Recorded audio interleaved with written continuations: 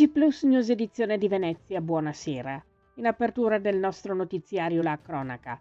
Adesione totale dei lavoratori di Eni Versalis di Porto Marghera allo sciopero di 8 ore per turno indetto per oggi, mercoledì 16 aprile, dalla Filctem CGL Venezia, Femca Cisl Venezia e Wiltec Will Venezia.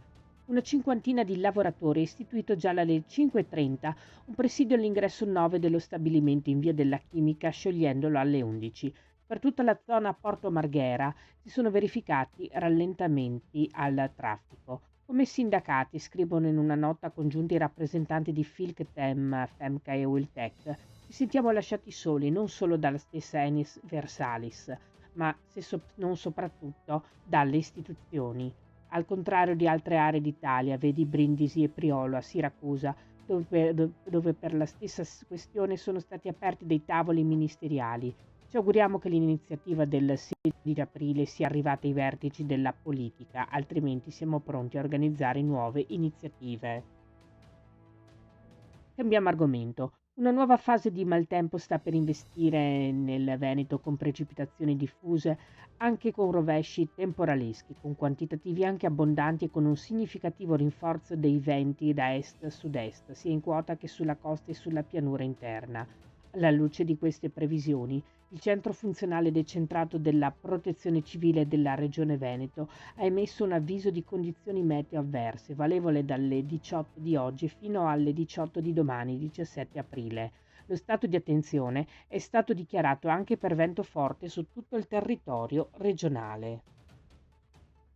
Un'ordinanza del comando della Polizia Locale di Venezia dispone modifiche alla viabilità in via Caravaggio tra l'intersezione di via Hayez e quella della strada regionale 245. Il provvedimento è stato adottato a seguito di un sopralluogo di Veritas SPA, dal quale è risultato uno stato di pericolo per l'incolumità per la presenza di voragini e vuoti sotto il manto stradale. Fino alla messa in sicurezza dell'area è disposta l'interdizione alla circolazione veicolare sulla corsia est, nel tratto di strada tra l'intersezione con via Hayez e la strada regionale 245 per una lunghezza di 8 metri. Nello stesso tratto è predisposto un senso unico alternato per una lunghezza di 8 metri lineari sulla corsia ovest. L'area di cantiere sarà appositamente segnalata e illuminata in orario notturno.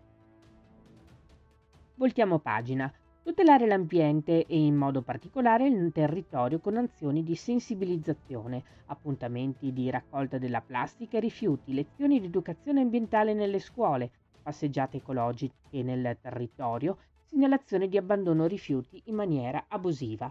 Sono solo alcuni degli obiettivi del protocollo d'intesa siglato tra Comune di Chioggia e l'Associazione di Volontariato Onlus Plastic Free.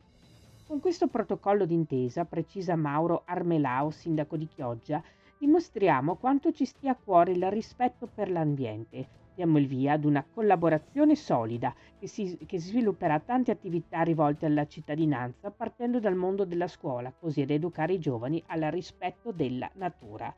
Si chiude qui il nostro notiziario. Grazie per averci seguiti. Arrivederci.